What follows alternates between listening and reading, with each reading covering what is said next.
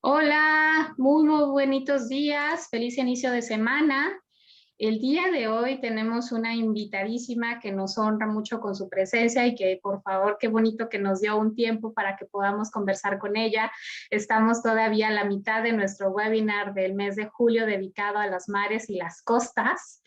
Y pues para darles esta invitación, esta introducción, ella es la doctora Raquel Gutiérrez Nájera. Ella es abogada por la Universidad de Guanajuato, es maestra en Derecho Penal por la Universidad de Guadalajara y doctora en Ciencias Penales, área de Criminología por el Instituto Nacional de Ciencias Penales en la Ciudad de México.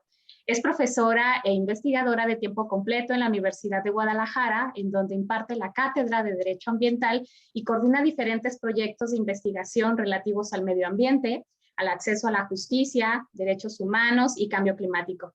Forma parte del Sistema Nacional de Investigadores de México y recientemente fue reelegida como consejera social, integrante de la Coordinación de Evaluación de la Política Nacional de Cambio Climático para su segundo periodo, que cubrirá hasta el 2024.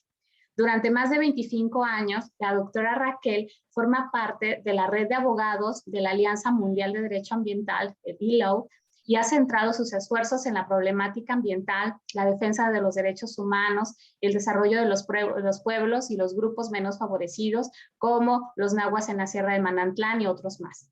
Ella, a partir de que ve como que hay una deficiencia en la atención de estos temas jurídicos para algunos pueblos, desarrolla un instituto de derecho ambiental que llama IDEA por sus siglas, esta asociación civil, y nace como este despacho jurídico con un interés público, liderado por ella como su fundadora y directora, pero también para dar respuesta a esta ausencia de los abogados en materia ambiental en la zona del occidente y otras partes de la República.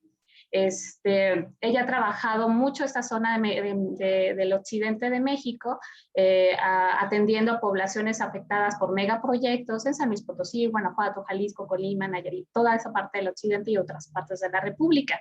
También ha recibido numerosos reconocimientos, como el Premio al Activismo Ambiental Kerry L. Rindenberg en 2007, otorgado por la Universidad de Oregon en Estados Unidos, el Premio al Mérito Ecológico en 2009 por la Secretaría del Medio Ambiente de México y el primer premio Svitlana Kravchenko, otorgado también por la Universidad de Oregon por la Conferencia Anual de Interés Público en el año 2013. Y bueno, el día de hoy nos va a compartir una conversación muy amena que tiene que ver con cuál es la protección jurídica de los ecosistemas costeros en México y cuáles son todas estas problemáticas que también lleva como alrededor de. Y pues, aparte de darle esta bienvenida, doctora, nos da muchísimo gusto verla, saberla que está súper bien, trabajando ahora desde las virtualidades y que pues bueno, usted nunca para de trabajar. Eso es bien interesante, nunca para de trabajar y nos encanta verla y saberla que está muy bien. Entonces, pues nosotros listos para escucharla con mucho gusto. Gracias, Paula, por esa bonita introducción, ¿verdad? Y yo pues encantada de compartir con el público de este webinario, que sé que ya lleva más de un mes, ¿verdad? Trabajando, pues un tema que yo creo que es de interés pues de todo el país, ¿no? Incluyendo obviamente nuestras poblaciones costeras. En ese sentido, pues voy a tratar de dar una sobrevista, ¿verdad?, para ustedes sobre el marco jurídico de los ecosistemas costeros en México y cómo están distribuidas, por así decir, las instituciones en su abordaje y como pues a quienes nos toca, ¿no?, protegerlos y garantizarlos para las generaciones presentes y futuras.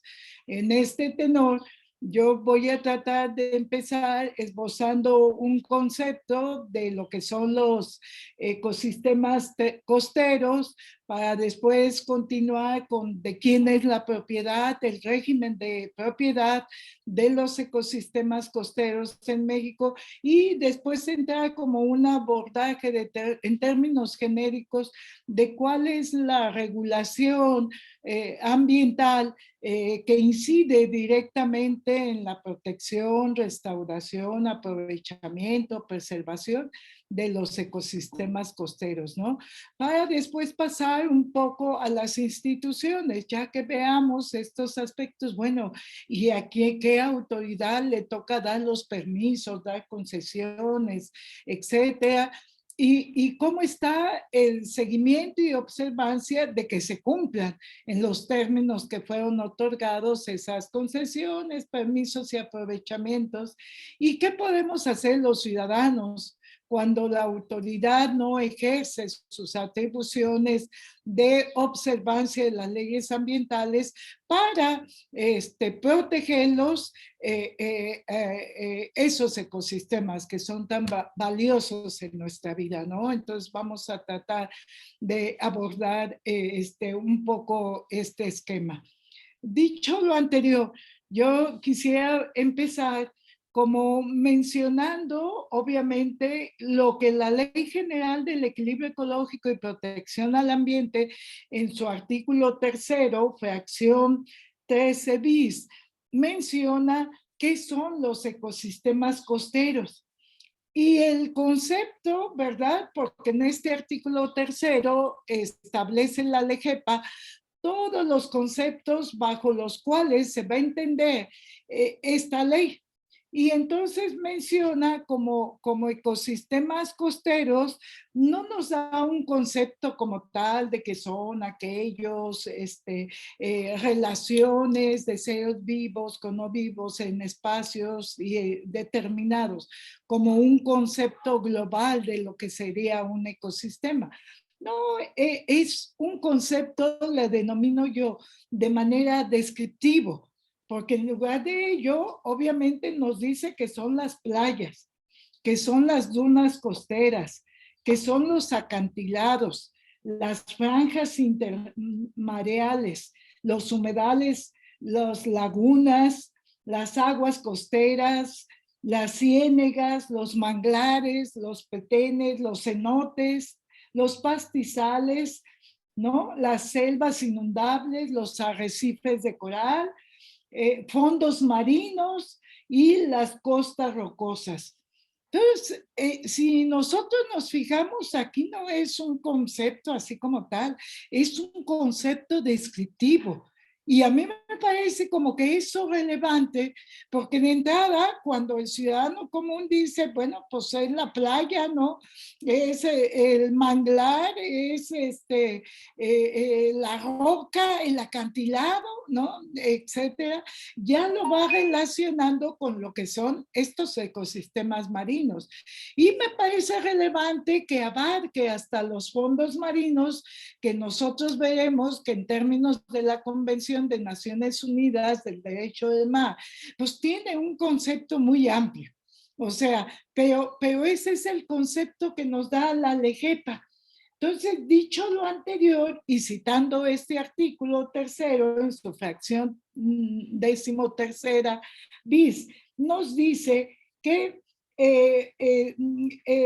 estos ecosistemas se caracterizan porque se localizan en la zona costera, pudiendo comprender porciones marinas, acuáticas y o terrestres que abarcan en el mar a partir de una profundidad de menos de 200 metros hasta 100 kilómetros tierra adentro.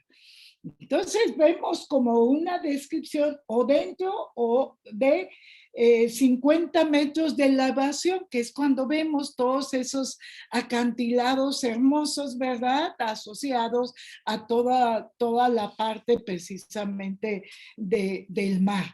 Entonces, a mí me llama mucho este concepto, porque en lugar de darnos un concepto rebuscado, nos dice cuáles son. Y así nosotros ya sabemos cuándo o no estamos ante un ecosistema obviamente marino, ¿no?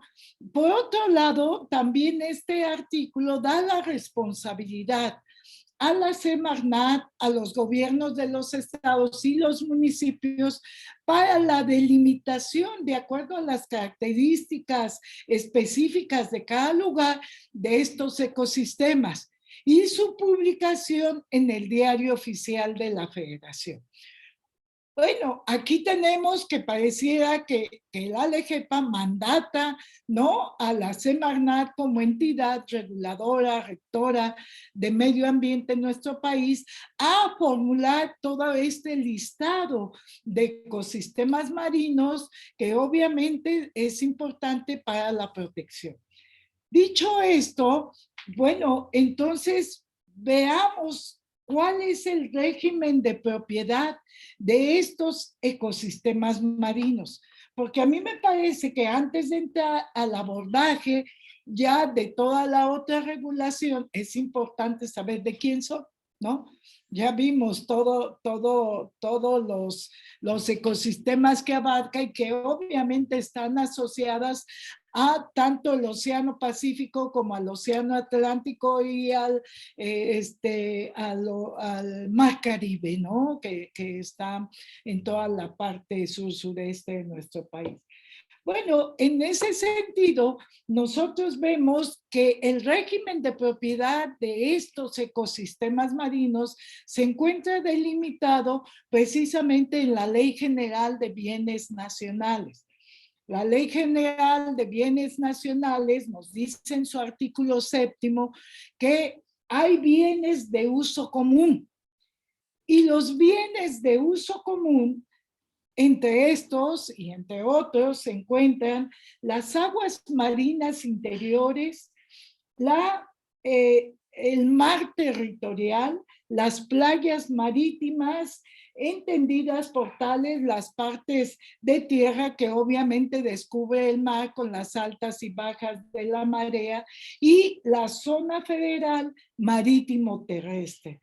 Los cauces y corrientes de vasos como los lagos, lagunas, esteros, etcétera, las riberas y zonas federales de las corrientes. Estos son los bienes de uso común, propiedad de la nación. Entonces, dicho lo anterior, obviamente si nosotros vemos, pues todo lo que son los ecosistemas marinos están en estos bienes de uso común, propiedad de la nación. Esto es relevante porque quiere decir que todos los y las mexicanas en un escenario podemos tener interés jurídico en su protección, en su aprovechamiento sustentable, en su preservación, en su protección, en su restauración, que son todos los esquemas de políticas ambientales que marca la propia Ley General del Equilibrio Ecológico y Protección al Ambiente. Y por eso es que las playas son de dominio de la Federación de uso común. Todos los lagos, lagunas, esteros, ¿no?, manglares, etcétera. Bueno, entonces nosotros ya vemos que todos los ecosistemas costeros, sin duda alguna, están asociados a la propiedad de la nación y al uso común, que tendríamos todos los y las mexicanas y quienes transiten o estén en nuestro país por el solo hecho de estar aquí en nuestro país. Esbozados los conceptos anteriores, me parece a mí importante entonces que ahora tratemos de, bueno, ¿y cuáles son entonces esa otra regulación que tiene que ver con la protección de todos estos recursos costeros, ecosistemas costeros tan importantes para la vida de los seres vivos, incluidos en ellos el hombre?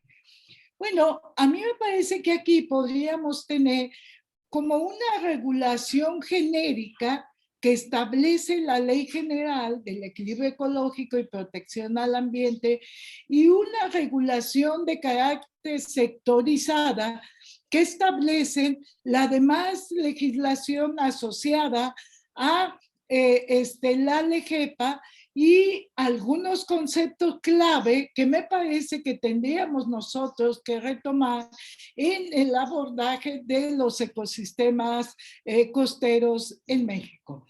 Y aquí voy a un aspecto que a mí me parece nodal.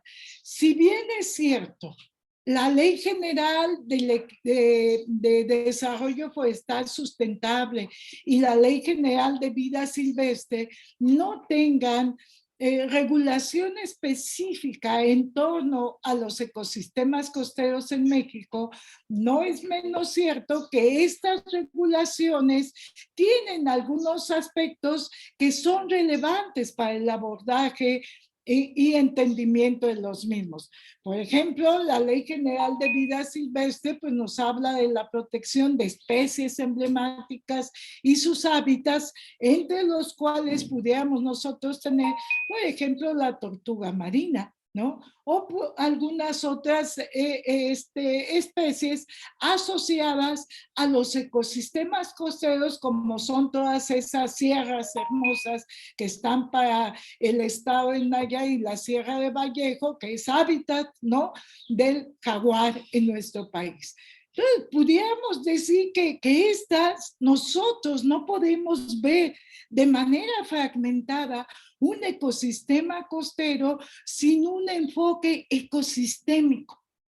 Y aquí voy a un aspecto nodal que me parece que la Ley General de Desarrollo Forestal Sustentable desarrolla en la fracción 26 del artículo 7º y que menciona que los ecosistemas forestales y todo lo que sería su abordaje que tengan que ver, tienen que referirse a un enfoque ecosistémico.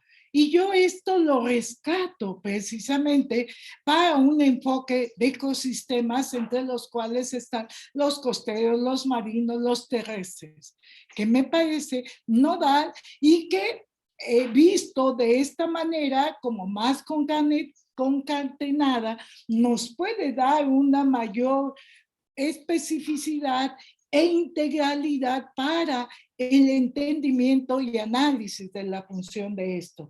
Y quiero mencionar, y cito aquí este artículo porque me parece importante entender, entonces, la Ley General de Desarrollo Forestal Sustentable, que entiende por un ecosistema, por un enfoque ecosistémico. Y nos dice que son criterios para la ordenación integrada de la tierra, el agua y los recursos vivos que promueven la conservación y el uso sustentable de manera equitativa y reconocen la interacción de las diferentes actividades humanas en el territorio, considerando la diversidad cultural. Vean qué bonito y qué profundo concepto de enfoque de ecosistemas da la Ley General de Desarrollo Forestal Sustentable. Y sin duda alguna, este concepto nos da luz sobre la integralidad de esas interacciones entre tierra, suelo, mar, agua, hábitat, ¿no? Y considerando todas las funciones ecológicas de ellos mismos y obviamente las también de carácter de diversidad cultural. Y aquí estamos hablando también, obviamente, de esas relaciones que se tejen con las comunidades pesqueras, campesinas, indígenas, ¿no?, que están asociadas a alguno de estos ecosistemas costeros tan valioso para la vida de todas las especies vivas y no vivas en la tierra, incluido el hombre. En esta tesitura nosotros vemos pues cómo hay comunidades indígenas ancestrales que compartimos Nayarit y Jalisco, como nuestras comunidades Huiraritari, que tienen ecosistemas marinos y costeros muy importantes de identidad espiritual. que compartimos, ¿no? Y en sus montañas y en el mar, etcétera, ¿no? Y también comunidades campesinas y pesqueras, pues que toda su vida han estado alrededor de especies que les han permitido la sobrevivencia, pues como puede ser la tortuga marina, ¿no? O las especies pesqueras que el propio mar nos provee para la alimentación.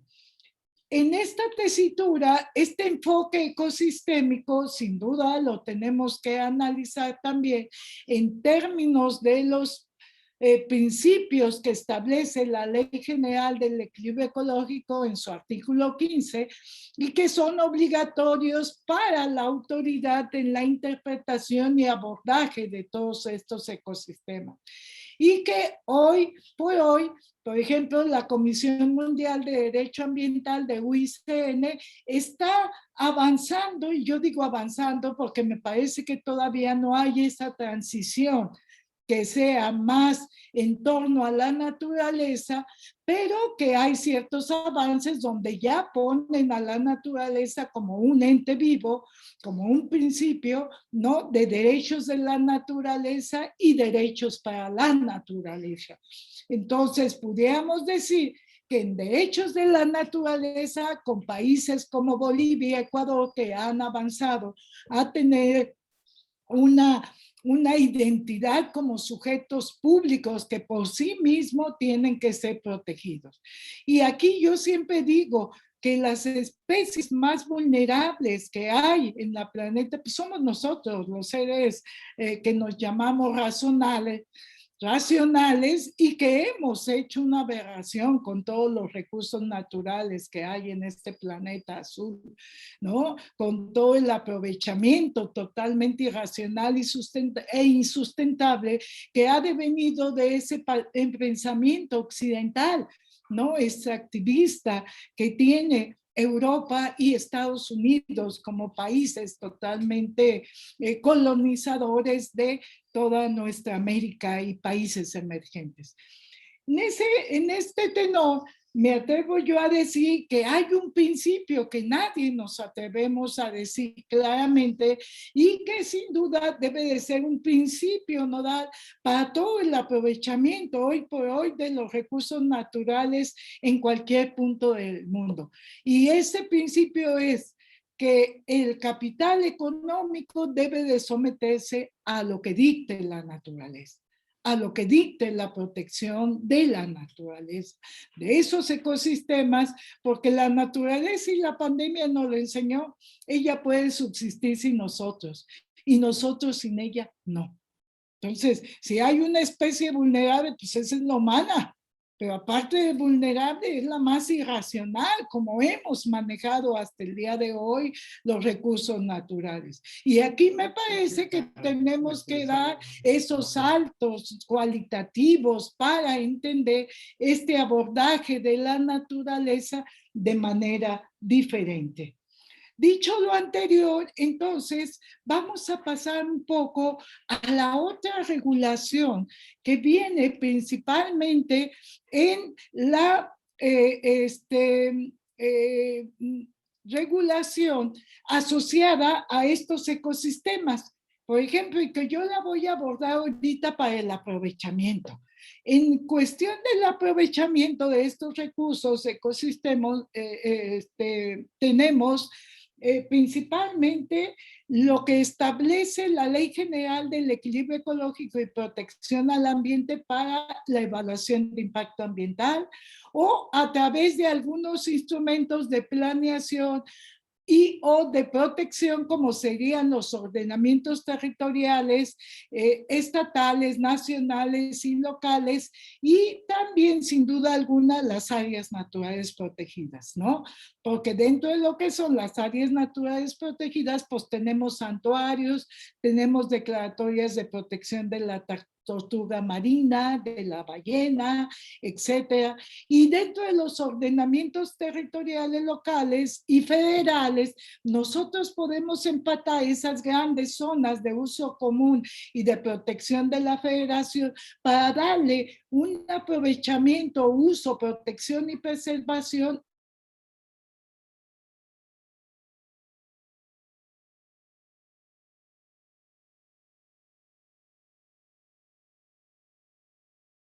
ese enfoque ecosistémico al que alude la Ley General de Desarrollo Forestal Sustentable. Y la manifestación de impacto ambiental que nos dice que quienes vayan a aprovechar los ecosistemas costeros, los desarrollos inmobiliarios, obras o acciones o actividades, deben de presentar una evaluación de impacto ambiental. Y obviamente que haya asociado a esto varias normas oficiales mexicanas, decretos de protección, decretos de ordenamiento marino que también han sido promulgados por la Semarnat, etcétera, que la autoridad debe de estar atento a su seguimiento. Dicho ello, además, obviamente, de todo el bagaje de protección internacional que México ha suscrito y que tenemos en torno a estos ecosistemas.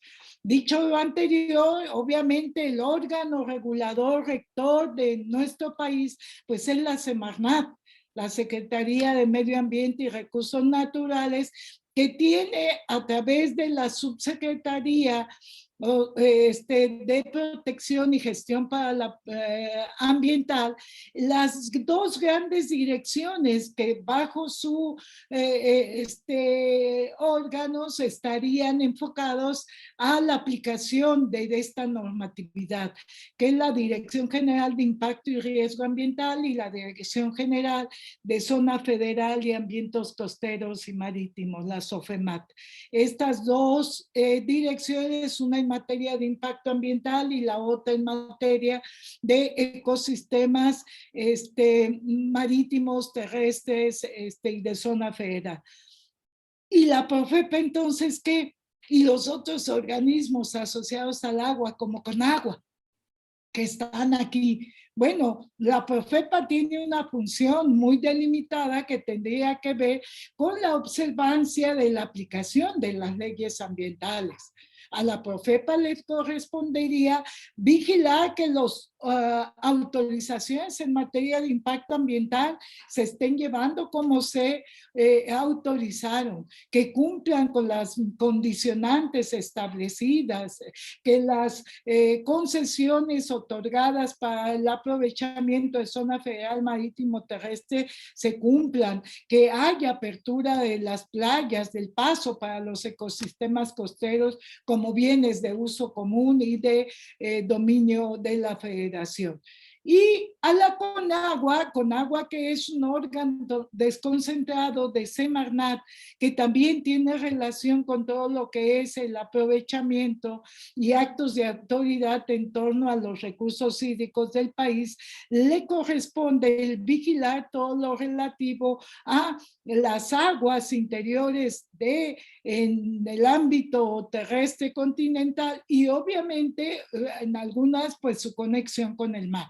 Nosotros tenemos que los ecosistemas, por ejemplo, manglares, ¿no? Están muchas veces asociados o a lagunas interiores o a lagunas que desembocan al mar, los esteros. Entonces, ahí la Conagua también tiene que ver en entregar actos de concesión, en vigilar que se aprovechen de manera sustentable los recursos de estos ecosistemas. Claro que aquí la función principal está en SOFEMAT y está en Profepa, ¿no? Pero eso no quita que también la Conagua tuviera que ver sobre todo en recursos hídricos continentales, ¿no? Que esa es como la gran diferencia. Y bueno, nosotros, atendiendo un poco a los tiempos, nosotros como ciudadanos, ¿qué? ¿Verdad? Pues a veces ante actos de autoridad que son omisas, ¿no? O que dieron autorizaciones o concesiones más allá de sus atribuciones, pues obvio que como ciudadanos podemos también interpelar el cumplimiento de las leyes. Y digo yo, afortunadamente, ya México acaba de entrar en vigor el acuerdo de Escazú el 22 de abril de este año, que es un acuerdo importantísimo para las materias de acceso a la información, acceso a la participación ciudadana y acceso a la justicia en asuntos ambientales. Me parece que establece los estándares mínimos que como ciudadanos nosotros podemos interpelar ante las autoridades administrativas y jurisdiccionales para acceder a la información, para acceder a la participación ciudadana en los temas de ordenamiento territorial, en los temas de desarrollo urbano que afectan todos estos ecosistemas, etcétera, y nos tienen que dar esa participación como que a veces están contempladas en las leyes como las leyes generales de asentamientos humanos, desarrollo territorial y también pues las leyes locales, ¿no? Mas, sin embargo, esto ya se vuelve un imperativo para todos, porque me parece que a veces la protección de estos ecosistemas tan valiosos quedan a la mano o a nuestra entender del ciudadano y nos dejan la carga de su protección. Y me parece que este acuerdo de Escazú va a cambiar todas esas reglas, porque ahora quien tiene que demostrar que está haciendo bien los actos de autoridad es la autoridad. Y quien tiene que dar la flexibilidad de las pruebas y peritajes que nosotros necesitamos es la autoridad.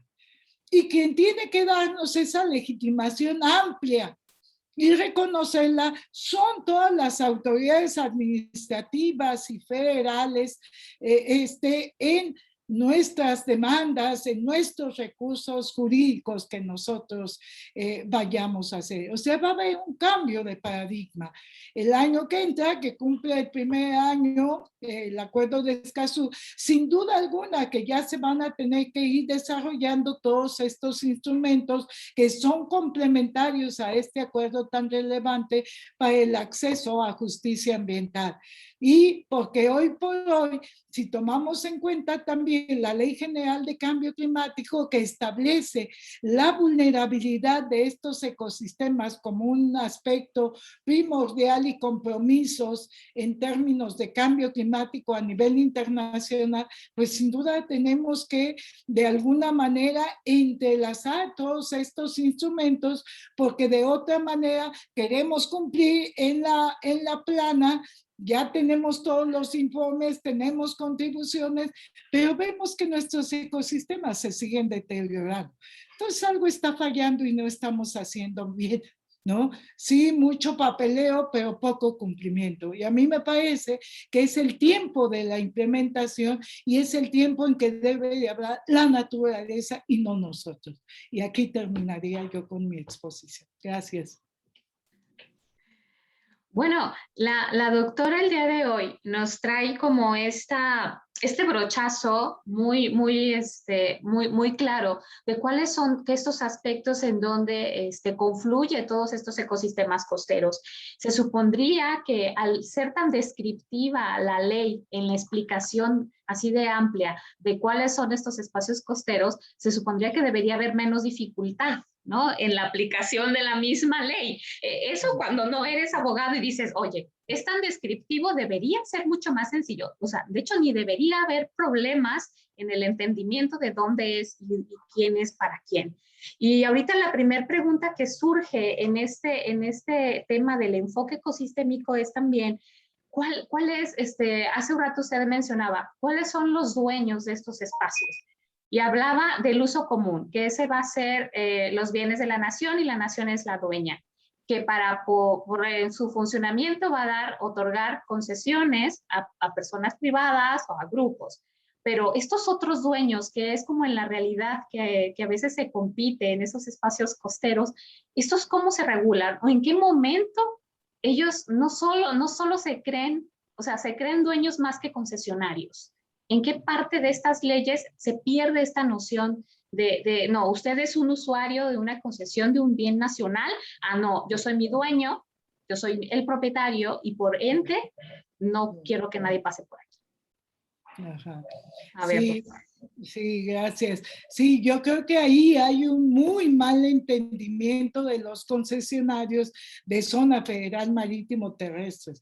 Vaya, porque ellos, como tú dices, nada más tienen una, por así decirlo, en términos de propiedad, una propiedad precaria, porque nada más tienen la posesión y una posesión limitada, porque esa posesión de esa propiedad nacional solamente ellos no pueden interferir con el paso libre de cualquier persona que necesite atravesar para ir a la playa, para ir a gozar del mar, etcétera, etcétera. Tampoco pueden prohibir que pase por los terrenos de su concesión, porque no es el propietario, y tampoco pueden construir sobre esos terrenos con edificaciones que conlleven cimientos de larga durabilidad. Entonces, a mí me parece que es una propiedad precaria que desgraciadamente dejamos, me parece a mí que tanto las autoridades ambientales, en este caso la Dirección General de Zona Federal Marítimo Terrestre y la Profepa, dejaron eso a la libre de Dios y se crearon esas como escenarios de propiedad mental del concesionario, yo le llamaría muy subjetivo, porque él no es el propietario. Sigue la nación, seguimos siendo todos los y las mexicanas propietarios de esos espacios. ¿Qué es lo que pasa? Que en términos de la función de todos estos ecosistemas, de los compromisos internacionales que México ha suscrito, me parece que nosotros debemos de fortalecer sobre todo las instituciones que tienen que ver con la implementación de las leyes ambientales, porque lo que hemos visto es algo al revés. O sea, pues si la Profepa, la delegación en los estados de Profepa no tienen más que 1 o 2 inspectores, pues ¿cuándo van a ir a inspeccionar? O sea, toda la zona federal, marítimo, terrestre, ambientes costeros, los hábitats asociados de sus montañas con los escurrimientos al mar, pues no, hemos adelgazado a la Semarnat en lugar de fortalecerla. Cuando esta es una institución súper importante y hoy la realidad nos lo está enseñando para la protección de todos estos ecosistemas. Entonces, a mí me parece, sí, eso tiene que cambiar y tenemos que empujar como sociedad civil ahora que entre en vigor, digo, ya la implementación del acuerdo de Escazú, porque en vigor ya está y ya lo podemos hacer valer ante los tribunales, el fortalecimiento de todos estos entes que tienen que ver con la implementación de las leyes ambientales. Voy a iniciar con algunas intervenciones, doctora, que ya se tienen por aquí en Facebook y en WhatsApp. Dice Carolina Jiménez, ¿qué sucede con las concesiones cuando el propietario de ella fallece? Y otra dice, muchas gracias, de Arely Nájera, muchas gracias por la presentación, doctora. Para todos los que vivimos en la costa es fundamental conocer este marco legal. Una pregunta, al ser bien de uso común, ¿cualquier mexicano puede pedir la concesión? ¿Y qué tiene que representar un extranjero también? Esa le agrego yo. Okay. Le agrego yo. Sí, sí, yo creo que cuando se muere el titular de la concesión, ahorita la ley como que es media laxa, ¿no? A veces permite la transferencia, pero no se hereda. Ojo, una concesión no se hereda porque no es propiedad del concesionario. O sea, otra cosa es que el concesionario antes haya hecho esta transferencia ante la autoridad, pero si el concesionario se muere, se acaba la concesión en términos jurídicos. Y quien quiera, los herederos o los hijos o los cónyuges, tienen que iniciar un nuevo procedimiento pidiendo la concesión, porque la concesión no es un título de propiedad. Recordemos, es el préstamo de un recurso por el dueño.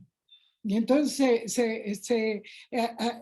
aquí ni modo que el Estado mexicano se muera, ¿no? Pues no, ahí sí, es una institución permanente, pero a quien le damos ese acto de concesión, sí se puede morir. Entonces se muere, pues se acabó el derecho y este no puede entrar dentro de un testamento, ojo, porque eso me he fijado que a veces hace. No, eso no es tu propiedad, ¿cómo que lo vas a heredar? Es un recurso de la nación, ¿no? Entonces, es la primera. Y la segunda, pues sí, los recursos, los ecosistemas costeros, al ser recursos de dominio de la federación, de uso común, y que la autoridad para su uso y aprovechamiento los da vía concesiones, cualquier mexicano o mexicana puede solicitarlos, ¿no? Nosotros hemos visto que, por ejemplo, generalmente los extranjeros, cuando menos cuando son en recursos costeros, marítimos, hay como reservas en cuanto a que ellos puedan obtener estas concesiones. Por eso es que casi siempre se dan en alianza, ¿no?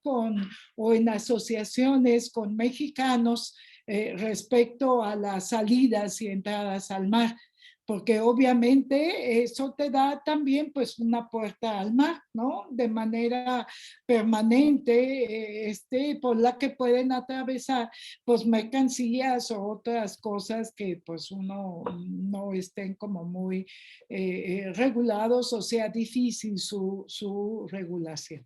Yeah. Bien, aquí tenemos otra intervención de un estudiante de la Universidad Tecnológica de la Sierra que está en Mesa del Nayar, aquí en nuestra sierra en Nayarit.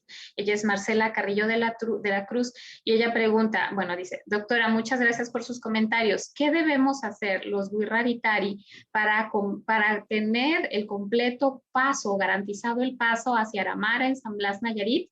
Porque pese a que hay cientos y cientos de años, porque caminamos por ahí, algunas ocasiones no podemos ni siquiera atravesar. A mí me parece, bueno, que de entrada no deberían de tener ningún problema para entrar a esa parte que es una área sagrada, espiritual para ustedes, para nuestros pueblo indígena, ancestral, yo diría originario, ¿no? Porque pues estuvieron antes que nosotros, es de siempre. Y en caso de que lo tuvieran y que haya problemas de que ustedes puedan hacer ese caminamiento para llegar al área sagrada, pues a mí me parece que podrían también solicitar junto con la INPI, ¿verdad? Del Instituto Nacional de Pueblos Indígenas, como alguna delimitación de su ruta sagrada para la isla o el área, y que haya esa delimitación, que se publique en el diario oficial y que sea obligatoria para todos los demás que estén circundando o que sus terrenos estén empatados con esa ruta sagrada. Es lo que yo recomendaría como una manera de dar un paso permanente a esa ruta. Yeah.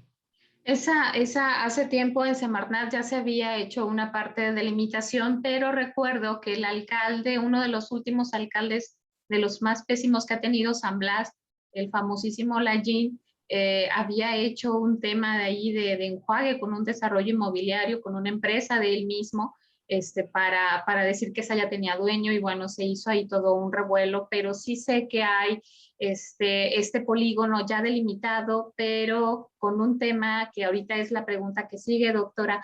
¿Cuál es o sea, en qué parte entra esto de las aguas cuando la marea de estos terrenos ganados al mar? Que también genera un conflicto no solamente en los usuarios de estas zonas costeras, sino es como que ya perdí kilómetros, ya perdí metros y después, híjole, ya los gané, ¿no? Es como esta dependencia. ¿Cuál es como el concepto legal de estos terrenos ganados y los perdidos al mar? Pues a mí me parece que siguen siendo parte de los ecosistemas costeros, independientemente que sean terrenos ganados al mar o terrenos perdidos del mar, como efectivamente dicen. Siguen teniendo todo este aspecto y la autoridad, SOFEMAT, debe de dar y reconocer los terrenos ganados o que el mar pierde, ¿no? Entonces, porque luego también aquí se entiende que son como propiedades ya privadas, ¿no? Con el régimen de propiedad y no, porque nosotros sabemos que ahorita en escenarios de cambio climático, pues a lo mejor ahorita el mar pierde, pero mañana lo va a ganar y va a ganar más el mar porque va a subir el nivel del mar. Y quien va a perder el terreno ganado al mar, pues va a ser el propietario o el particular que pidió esa concesión. A mí me parece que aquí deberíamos nosotros cambiar, y eso es algo que a lo mejor después podemos trabajar de manera conjunta porque pues compartimos toda esta costa, porque a mí me parece que estos conceptos lo único que generan es confusión y que generan es el abuso y el sacar lo más que se pueda de terrenos del mar en favor de particulares o de desarrollos inmobiliarios que dicen, no, esto ya quedó dentro de terreno ganado al mar, ya no está en la zona federal marítimo terrestre, la playa empieza hasta aquel lado y entonces ya entra en mi propiedad y pum, construyen ahí. Pues eso no, ese sigue siendo parte del ecosistema costero, con enfoque ecosistémico, de acuerdo a las leyes que tendrían que ver y también a las normas oficiales mexicanas que son asociadas al entendimiento de estos ecosistemas. Entonces, a mí me parece que aquí debería de haber una reforma dentro de lo que es toda la regulación reglamentaria del EGEPA respecto a los terrenos ganados al mar para dejarlos simplemente como zonas o ecosistemas costeros. Y me parece que también ahí en el Senado, yo recuerdo cuando estábamos en los consejos de desarrollo sustentable, había una iniciativa para todas las zonas costeras del país, para toda la parte marítima, ¿no? Que trabajaron varios compañeros de La Paz y con todas las partes acá, Nayarit, Jalisco y todo eso, y quedó también en stand-by. Yo creo que a lo mejor vale la pena retomar esta ley y revisar otra vez estos conceptos para quitar lo que entorpezca más y favorezca a la fragmentación del territorio agua, porque eso es lo que pasa. Yo creo que la autoridad ya no debería de autorizar, si vemos la Ley General de Cambio Climático y los compromisos de México ante la Secretaría Técnica de Cambio Climático, ya no debería autorizar desarrollos inmobiliarios pegados a los ecosistemas costeros. Así es simple, ya no.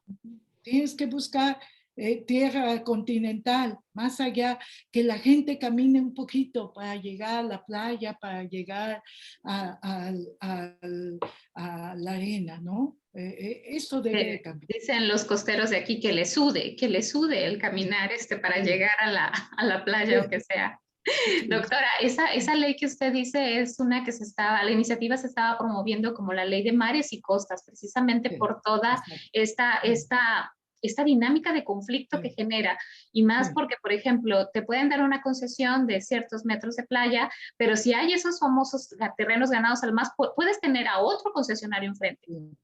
Que entonces ya, oye, no, yo también, no, que este terreno, no, pero es que no es el mío, yo los gané porque son los que se abrieron. Entonces, entran como dos documentos de concesión diferente que la misma SOFEMAC promueve. Y bueno, ahorita también hay otra pregunta que se asocia a ese tema de las concesiones.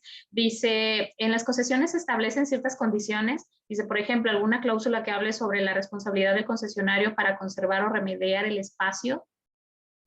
Generalmente las concesiones te dicen el objeto y te dicen es de ornato, es para conservación, etcétera. Y que son las que se dan ahorita generalmente en términos de ornato y de conservación. Y claro que ahí al delimitar el objeto de la concesión, pues el concesionario a eso se debe de abocar simplemente. Y claro que la responsabilidad en caso de no cumplirla, pues aquí tendría que entrar Profepa y Sofemat para revocarle la concesión, así tal cual, ¿no? También está la Ley Federal de Responsabilidad Ambiental, ¿no? Que en caso de que haya dañado fuerte los ecosistemas concesional, pues tendría que restaurarlos. Ya no basta la multa, tienes que restaurarlos, porque la multa es muy fácil de pagar, ¿no? Lo que tienes que restaurar es el ecosistema, es eso. Ahorita tenemos aquí en la reunión a Georgina Vallarta. Georgina, ¿cómo estás? ¿Quieres abrir tu micrófono para hacer la intervención con la doctora? Deja ver si abre su micrófono. Ella hace un rato hacía un comentario acá por escrito acerca del plan de desarrollo urbano del municipio de Bahía de Banderas. Decía que está sepultado, que qué pena que no se materialice el sentir del ciudadano. Y creo que también esta participación de Georgina tiene mucho que ver en cuál es la parte de la función de los municipios en estos ecosistemas costeros. Entonces, bueno, le dejamos ahí para ver si quiere ahorita abrir el micrófono y que ella solita haga su intervención. Si no, pues pasamos acá a la otra que dice, doctora, ¿cuál es el esquema que tiene que seguir los ejidatarios que se ven perjudicados por la infraestructura de particulares en terrenos que tienen en zona costera, pero ya en temas ejidales? Ajá. Bueno, yo creo que los ejidatarios tienen un sistema jurídico de protección muy noble. Y yo creo que ellos tienen pues ahí el esquema de la propiedad social.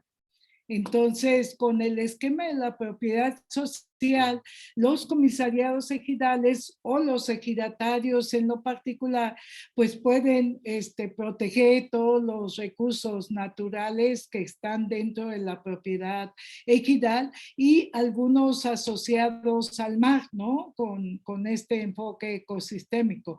Entonces, a mí me parece que las leyes agrarias dan una ventana de acceso a justicia para los ejidos y comunidades indígenas, no nada más los ejidos, muy, muy favorable.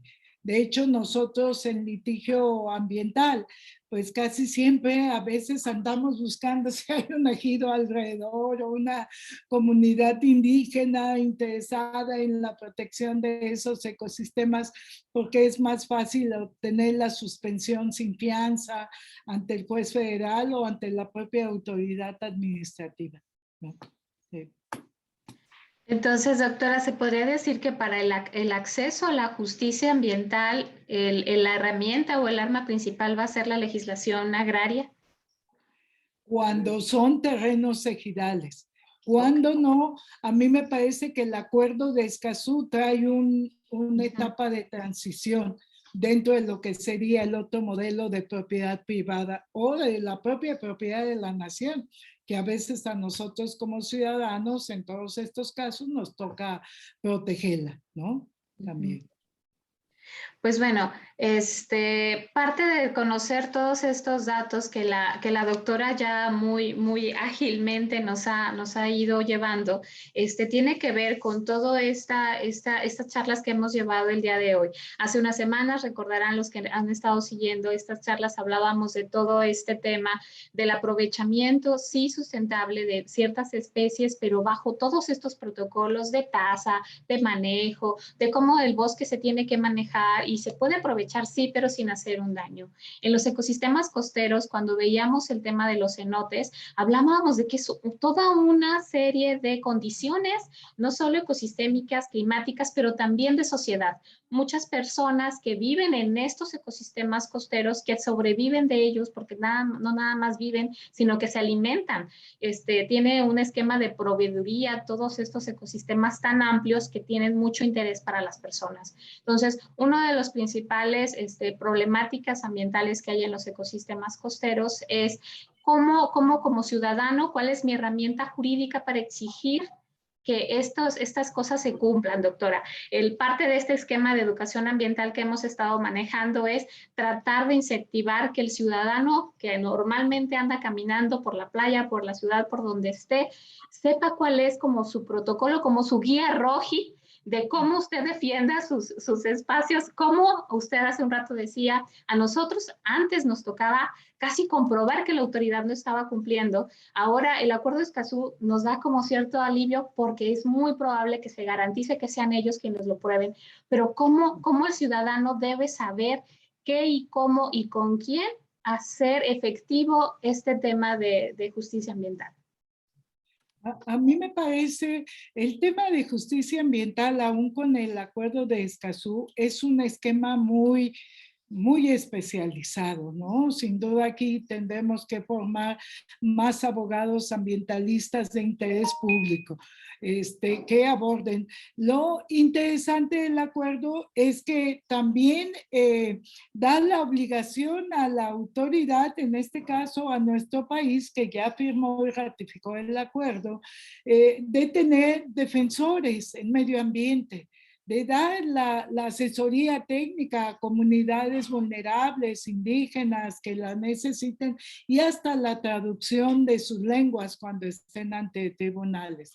Entonces me parece que tiene aspectos bondadosos, pero hoy, por ejemplo, tenemos una herramienta que, si bien tuvo un desfase en el 2006 en una reforma a la LGPA, que es la denuncia popular, y que me parece que ya a veces como ciudadanos la usamos poco, porque la Profepa siempre nos da las gracias por hacer la denuncia y nunca vemos ningún resultado, ¿verdad? Práctico. Entonces, pero a mí me parece que tenemos que atiborrar a la Profepa con denuncias populares, y a la Fiscalía General de la Nación, a las fiscalías locales por delito federal, también con denuncias penales, porque esos son los instrumentos que nos da ahorita a cualquier ciudadano sin necesidad de abogado, porque los otros aspectos son más especializados y sí necesitaríamos abogados de interés público. Hay defensores de oficio, ¿no? Dentro de lo que es el Poder Judicial de la Federación, la Defensoría de Oficio, pero que deben de especializarse más en los temas ambientales. Y yo creo que eso es una de las asignaturas que trae el Acuerdo de Escazú.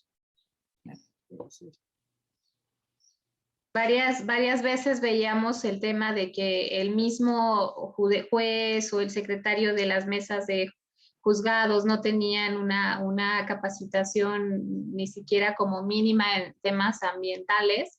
Esa es como ahora la siguiente intervención para usted. ¿Cuál es ahora como esta realidad de esta capacitación de estos profesionales ahora en los poderes judiciales acerca de esta capacitación, estos temas ambientales? Porque sabemos que no son biólogos, tampoco se quiere que se sean, pero que sí sean más sensibles a estos aspectos ambientales. Claro, claro. Yo creo que ha ido evolucionando de manera más lenta la capacidad de los jueces, ¿no? De las juezas en materia ambiental. Por la experiencia que nosotros tenemos, sobre todo en la parte del amparo ambiental, pues no tienen como, y no son sensibles a los temas ambientales. Entonces, aplican a rajatabla la ley civilista, que es bajo la cual se ofrecen las pruebas y se desahogan, y sus criterios son muy limitados y cerrados. Las veces que hemos logrado abrir estos criterios es cuando nos vamos a los tribunales colegiados, los tribunales de alzada, que son los que de alguna manera enmiendan la página a los jueces de distrito. Pero en el caso de los jueces de distrito, administrativo, civil y el trabajo, que son ante quienes se promueven temas ambientales, yo creo que necesitan capacitarse. Yo eso lo he dicho hasta en foros que organiza ahorita la Suprema Corte de Justicia de la Nación. Y el acuerdo de Escazú les da la obligación ahora de contratar a jueces especializados y con conocimientos en temas ambientales. O sea, ellos van a tener que entrar a esta parte de especialización. Porque si bien la sala primera de la Corte ha emitido algunas sentencias relevantes, como el caso del carpintero, pues es una sentencia, por Dios. O sea, ¿y cuántos asuntos ambientales tenemos en el país? O sea, sí es importante porque hay un precedente de la sala, pero a mí me parece que la Suprema Corte de la Justicia de la Nación nos queda mucho de ver en términos de acceso a justicia ambiental. Definitivamente ese es un tema. Hace un rato usted también comentó que a veces es mucho más barato para el que el delinque, si de algún momento, por ejemplo, la Profepa le va a inspeccionar o le va a hacer algo, si no hizo manifestación de impacto, a veces sale más barato que realizar el procedimiento de evaluación de impacto ambiental. Eso nos pasa mucho con las granjas camaroneras que están de manera irregular en algunos de estos humedales en la costa. Y que el propietario dice, no, pues es que me sale más barato pagarle la mordida o la multa al inspector que generar más. Y cuando haces este proceso de denuncia, pues resulta que, así como usted dice, la Profepa con 2 personas que tiene para recorrer casi todos los territorios, y ahora con todas estas reducciones en el tema de los presupuestos para las dependencias, pues todavía dicen, no, y además ni coche tengo, no tengo gasolina. Si le quieres pagar la gasolina para que vaya, uy, no, pues es que no, si no, no, o sea, tampoco, porque entonces me agarran los de, que estoy haciendo uso de otros recursos que no puedo.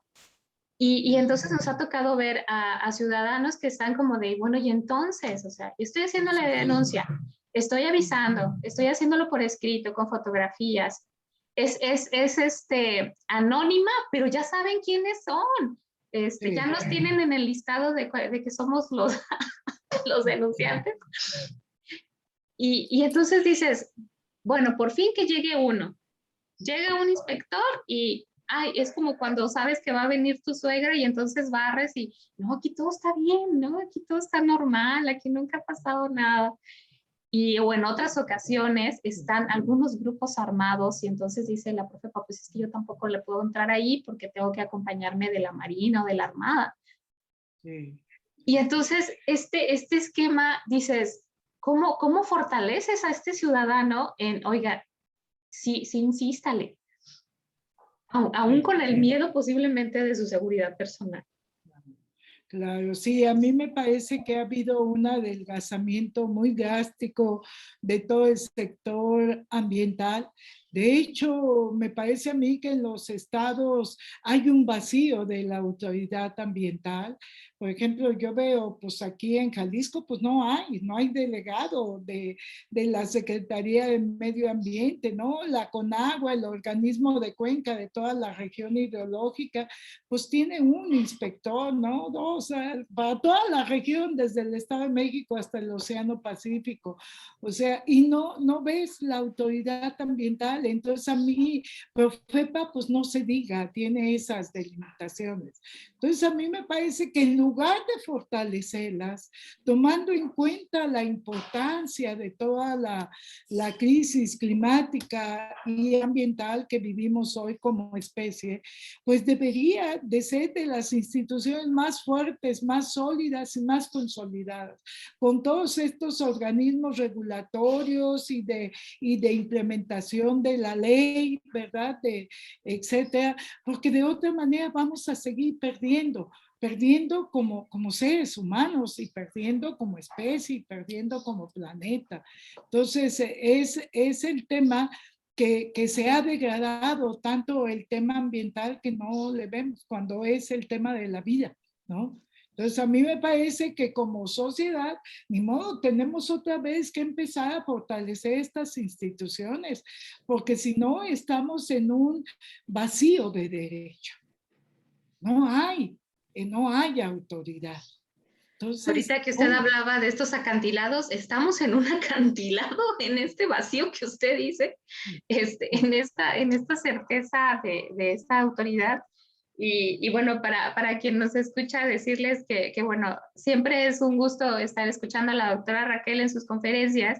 Y recuerdo una de tantas charlas que le he acompañado y que he estado ahí escuchándola, que dijo una frase que yo en repetidas ocasiones, quien me conoce seguro sabe que la repito y la repito, que era más fácil que te cayera un rayo que un inspector de la Conagua o que un inspector de la Profepa, que de momento provoca mucha risa, pero es la realidad, es la realidad de la situación, y que entonces pues dices, tenemos que ser nosotros esos ojos inspectores de todos estos espacios, no solo como interesados, sino como preocupados por estos espacios y esos terrenos, ¿no?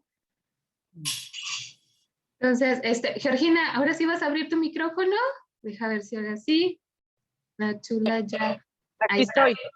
Hola, bonito día. Y está la Hola, doctora. bonito día. ¿Cómo está, doctora? bien, gracias. Buenas tardes ya.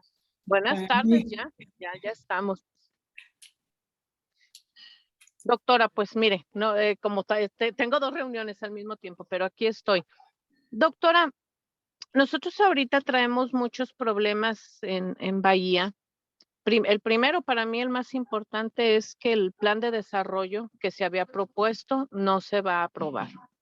Ya no lo dijo el presidente por amparos y más amparos que pues los ejidatarios no se sintieron tomados en cuenta y se ampararon.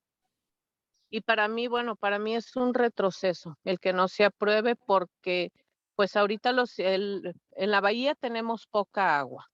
Ya empezamos a tener escasez de agua y bueno, no sé si nadie se da cuenta de que el agua es un factor importante para tener tanto hotel, pues, porque el factor humano existe. Ajá. Pero el factor agua, si no existe, ¿qué vamos a hacer? O sea, entonces para mí la verdad sí es un problema muy grande que está sucediendo ahorita que no se apruebe este plan de desarrollo municipal, porque ahí todos los ciudadanos habíamos plasmado nuestra voz para que no hubiera construcciones tan grandes, para que el río Ameca fuera respetado, porque no se respeta el río tampoco. O sea, teníamos ahí puestas nuestras esperanzas. Entonces, pues ya hoy el presidente anunció hace unos momentos que pues no, que no fue aprobado, lamentablemente. Ahora, bueno, pues la bahía está siendo invadida, maestra, doctora. La bahía está siendo invadida por construcciones exageradas. Es una exageración lo que se está construyendo en la bahía en este momento. Yo me asombro cómo hacen huecos en un terreno de 10 por 20 y levantan 12, 14 departamentos. O sea, digo, pues, ¿dónde? ¿En dónde cabe eso? O sea, ¿y el agua? ¿De dónde vamos a sacar agua? Los drenajes conectados al mar, doctora. O sea, es muy lamentable lo que está pasando en Bahía y la verdad, pues yo no veo que haya muchas voces, ¿verdad? Ahorita nos estamos agrupando en un colectivo, los de Vallarta y Bahía, pero pues yo les digo, bueno, está padre lo del colectivo, pero los de Vallarta traen muchos problemas y nosotros traemos muchos problemas, le digo, y nadie, no nos estamos enfocando ni en un municipio ni en otro. O sea, yo creo que ahorita lo factible es que cada grupo agarre su municipio para poder sacar adelante esto. Ajá. Pues sí, yo creo que, y hace como esa red que están formando, ¿no? Entre 2 municipios y pues 2 estados, que sería. A mí me llama la atención que el presidente diga que no se aprueba por los amparos, pues si todavía no es un acto definitivo para que se amparen. Si fue un instrumento de desarrollo urbano en el que hubo mucha participación y todo, que están contentos y satisfechos de cómo está quedando el instrumento de planeación, pues lo deberían de aprobar y después que vengan los amparos. Pero pues como dice No. que no lo aprueba por los amparos, pues todavía no le pegan. O sea, Pues ya se dio por vencido. Él ya se dio por vencido, doctora, ya. Él dijo que él ya se va en septiembre y que pues ya la estafeta se la pasa a la nueva presidenta y que en ella estará. Pues entonces yo le recomendaría al grupo que empiecen a hablar con la nueva presidenta, que entra, pero sí se ve muy mal una autoridad municipal, porque eso lo que a mí me parece que refleja, pues es la falta de compromiso con tu tierra, porque los presidentes pues, son de ahí, de voluntad política, de ciudadanía ambiental, de que tienen en su esquema la administración de terrenos muy importantes para el derecho humano a un ambiente sano, el derecho al agua, el derecho al hábitat, a la alimentación, etcétera. Entonces sí es muy triste ver esas situaciones de que yo no lo apruebo por los amparos. Pues oye, pues ¿cuáles amparos? Ahorita no hay amparos. Los amparos son contra los actos de autoridad definitivos, no antes. Sí, y ese acto tiene que ejecutarse, o sea, tiene que ser evidentemente plasmado para en base a ese emitir algún amparo. Yo pienso que en todo esto, Georgina, también el presidente está confundiendo la parte de ciertos amparos que hay de ejidos en la reserva, en la parte donde se quería hacer la reserva de Vallejo. Ahí sí hay ejidos que ampararon un acto de regulación que es esta área natural protegida. Que no tendría que ver con el plan de desarrollo municipal. Entonces, ahí, que es parte de lo que ahorita decía la doctora, hay conceptos híjole, confunden tanto y que es tan fácil como decirlos cuando no tienen esta base, ¿no? Sí. Doctora. Sí, así es, porque el plan de desarrollo municipal es otro acto y el área natural protegida de la Sierra de Vallejo es otro acto, ¿no? Entonces son autoridades diferentes, además. Sí. Sí. Lo que pasa es que ellos también tienen que justificarse a lo que no hacen, ¿verdad? O sea, yo aquí lo único que veo es que se están justificando. Sí. Así es. Pues yo les sugiero, Georgina, que empiecen a hablar con la futura presidenta municipal, entiendo que es mujer, con ella y sobre este plan de desarrollo urbano, que ya está en sus etapas finales, por lo que entiendo, ¿no? Sí, además esto ya tenía como tiempo ya terminado. Fue hasta eso un acto muy interesante, doctora, de mucha población que asistió, muy interesada en hacer este ejercicio de ciudadanía y que eso ya estaba terminado, nada más estaba porque se pasara a cabildos en la autorización. Y por eso le digo, no tendrían nada que ver estos famosos amparos que cuáles dicen, ¿no? Sí. Pero bueno, son parte de estas problemáticas y bueno, ya también para darle cierre, doctora, una de las últimas intervenciones, muchos temas en las costas, no nada más del occidente, nos han venido a decir como con mucha recurrencia que no hay mucho experto en temas de legislación ambiental, o sea, abogados ambientales, y los pocos que hay casi siempre son en Ciudad de México, y que les quieren cobrar como las perlas de la Virgen cuando dicen, oiga, no, pues es que no. En este tema también hay un estándar o es tan costoso hacer esta intervención en la legislación ambiental que para muchos también, no solamente ejidatarios, comuneros y propiedad privada, viene a resultar un tema de no, pues sabes que mejor lo pierdo antes de algo que no puedo pagar. Ajá. Sí, yo creo que eso se debe a la falta de carencia, ¿no? De abogados ambientalistas que solamente, como bien lo mencionas, están como en las grandes ciudades, ¿no? Que de alguna manera las universidades tratamos de generar abogados especializados en esta materia. Y a mí me parece que esta asignatura es algo que debemos de incidir desde las universidades otra vez ahí formando abogados y abogadas ambientalistas, ¿no? De interés público, ¿no? Esa fue, entre otras, una de las razones por la que yo formé IDEA. Cuando me di cuenta de lo costoso que era para la ciudadanía acceder a un abogado ambientalista y que, como bien dices, tenía que ir a la Ciudad de México y todos esos grandes corporativos y que pues la gente no tiene para pagar. A veces son los mismos ciudadanos, las colonias, los ejidatarios, los indígenas, los que retoman la protección ambiental. O sea, pues ¿de dónde van a pagar, no? A un abogado muy de despachos privados, pero con la expertise ambiental. Entonces, no, fue como formé IDEA. Y claro que por ahí han pasado varios abogados ambientalistas que se siguen por el interés público, ¿no? Pero que nosotros decimos el interés público y obviamente que va asociado también a las capacidades de los asesorados, porque de eso se mantienen los abogados que están en IDEA. Pero claro que es otro el parámetro del acompañamiento con las comunidades, ¿no? Y yo creo que deberíamos de pugnar porque hubieran varios abogados, varias organizaciones que litiguen el interés público.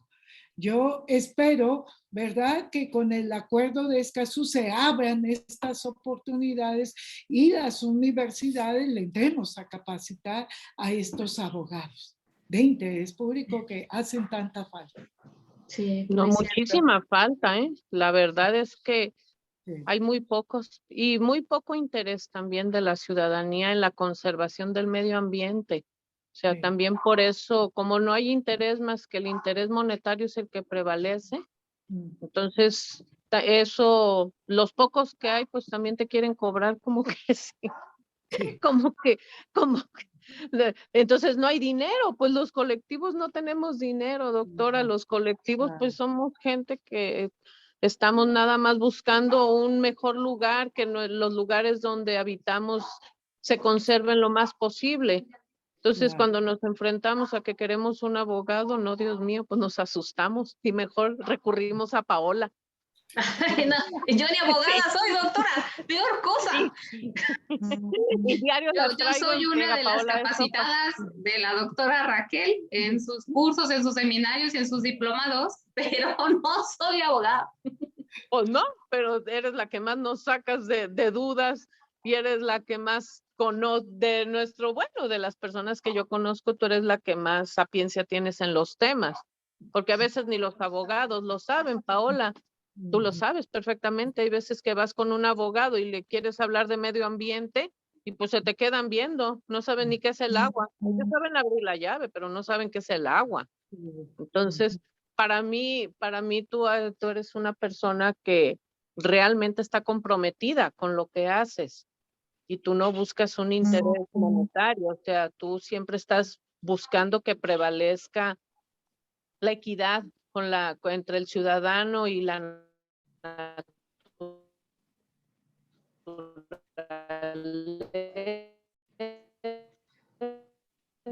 Ya se nos... siempre estás Okay. No, ya se buscando le fue el internet a la gordita. Ven, es mi grupo, doctora. No. El cuidado. Entonces, tú sí estás comprometida con las causas, comprometida, ¿verdad? Entonces, muy bien, hermosa. Pues bueno, para ya darle también cierre por los tiempos que también la doctora ya tiene, que anda en la corre también. Doctora, un mensaje final para ya darle cierre a su intervención. ¿Tiene cerrado su micrófono? Me parece que, y con esto cerraría yo, que el tema ambiental, que el tema de los bienes comunes, de la naturaleza, pues son aspectos en nuestra vida y que como sociedad debemos de ver desde otra mirada, como aquellos aspectos fundamentales para la vida en todas sus formas. Entonces, si no tomamos en cuenta eso, que la naturaleza, como dice la teoría de Gaia, es un ser vivo y es un sujeto de derechos, vamos a seguir pensando que como seres humanos, como otra especie más, podemos modificar e impactar el planeta de manera infinita. Y eso a lo único que nos va a llevar es a nuestra propia destrucción como especie, ¿no? Y en eso yo terminaría haciendo un llamado a todas y a todas, pues para refrendar nuestro compromiso con todos los seres vivos de este planeta que nos toca cuidar de manera mancomunada con una visión humana, ¿no? Donde la naturaleza es el eje de lo que debemos de hacer y no hacer. Gracias. Muchas gracias, doctora. Y bueno, pues agradecerles a todos los que han estado con nosotros interactuando desde Facebook y decirles que, bueno, el día de mañana no se pueden perder. Vamos a hablar también de cambio climático y la relación ahora con esos ecosistemas también costeros. Seguimos platicando y este tema de las granjas de camarón por una doctorante también de la Universidad de Guadalajara que está trabajando este tema muy interesante, Arely Nájera, y ella mañana nos va a charlar sobre eso. Entonces, pues bueno, aquí estamos y seguimos al pendiente. Muchísimas gracias a todos, a todas. Bonita tarde. Hasta luego.